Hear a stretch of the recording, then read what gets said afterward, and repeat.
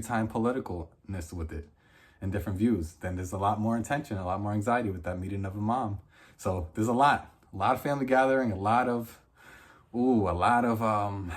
touchy feely subjects. But with my boy Styles, oh my God, to see this story has so many arcs for so many characters that go in so many ways and so many endings. Bro, I'm flabbergasted. I just saw it. I should have waited like 2 days, but I can't. I gotta just get all these feelings out and talk because I need to talk. And that's why I love this movie. Because some people don't want to have a conversation.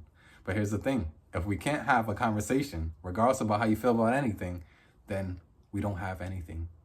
We don't have anything. If you can't just talk, even if you don't agree with someone, you should be able to sit at a table and talk with them and just hear a different point of view, expose yourself to different point of views. And that is one of the reasons why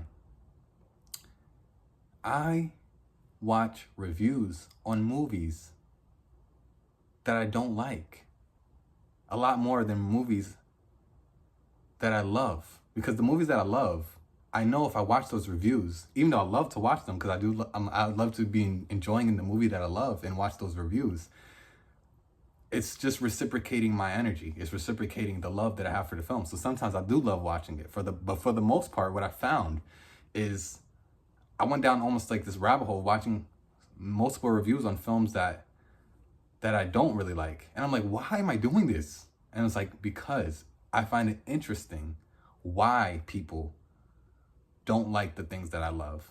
Or why people, yeah, exactly. I find it interesting why people don't like the things that I love.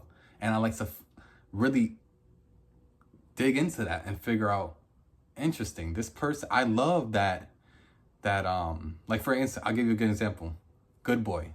The film Good Boy came out. It's a horror movie with the dog. Horror movie.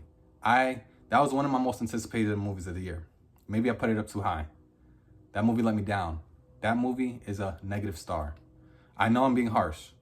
If I had to give it a star, I think I'd give it a 1 or a half a star. But the point is, I'm not going to go into that review. If you want, watch my Good Boy review. I'm not going to get into that because I don't want to make this review way longer than it's already going to be. But all I'm saying is I like watching a lot of people's reviews on Good Boys who love it because I'm curious, why did they love it?